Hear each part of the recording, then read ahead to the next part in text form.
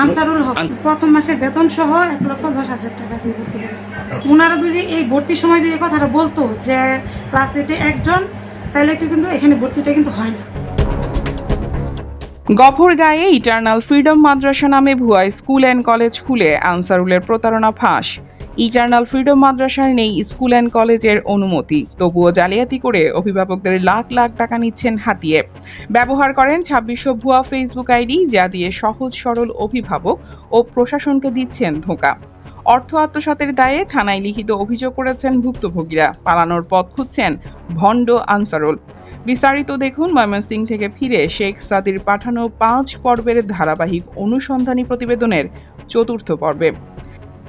ময়মনসিংহের গফরগাঁওয়ে eternal freedom institute Al Islamia California kindergarten school and college নাম ব্যবহার করে একটি নিবন্ধনহীন প্রতিষ্ঠানের নাম দিয়ে প্রতারণা করে এসেছেন পরিচালক আনসারুল ইসলাম।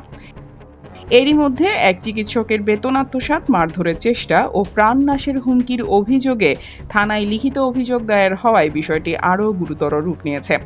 আইন অনুযায়ী বাংলাদেশে কোনো প্রতিষ্ঠানে স্কুল বা কলেজ নাম ব্যবহার করতে হলে মাধ্যমিক ও উচ্চ শিক্ষা অধিদপ্তর বা সংশ্লিষ্ট শিক্ষা বোর্ড থেকে পাঠদান, একাডেমিক স্বীকৃতি ও নামকরণের অনুমোদন নিতে হয়।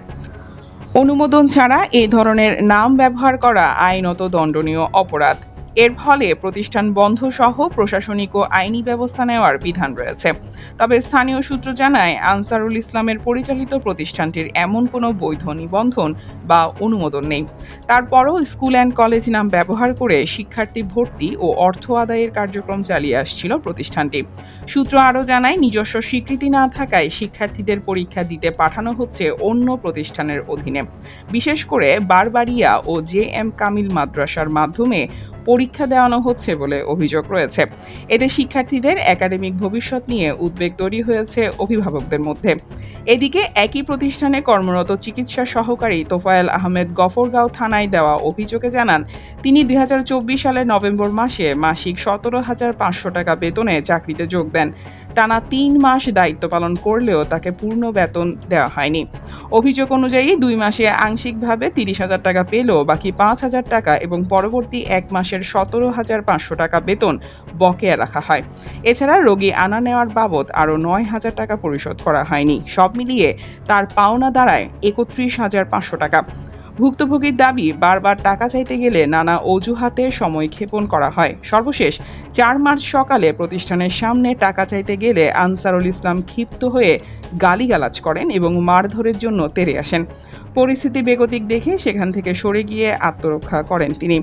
অভিযোগে আরও উল্লেখ করা হয়, পরবর্তীতে মোবাইল ফোনে যোগাযোগ করলে তাকে প্রাণনাশের হুমকি দেওয়া হয়। এতে তিনি চরম নিরাপত্তাহীনতায় ভুগছেন বলে জানান। এর আগে একই প্রতিষ্ঠানের বিরুদ্ধে ভর্তি বাণিজ্যের অভিযোগও উঠে আসে। এক অভিভাবক অভিযোগ করেন, তার নাতিকে ভর্তি করাতে 55,000 টাকা নেওয়া হলেও পরে অসুস্থ হয়ে পড়ার পর সেই টাকা ফেরত দেওয়া হয়নি। এছাড়াও একাধিক ব্যক্তি তার নামে বিভিন্ন ধরনের অভিযোগ তুলেন। প্রথম মাসের বেতন সহ 1,10,000 টাকা দিয়ে ভর্তি করেছে।